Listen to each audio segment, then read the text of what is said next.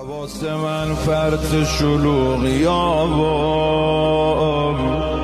تویی داری دنبال من میگردی،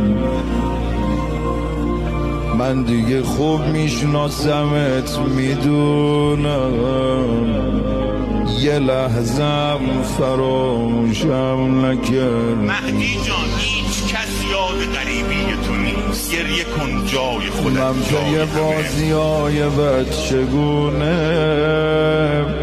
تو ای مراقبی زمین نیفتم، ای دل غافل درد و غصه‌امو به همه گفتم و به تو نگفتم. آقا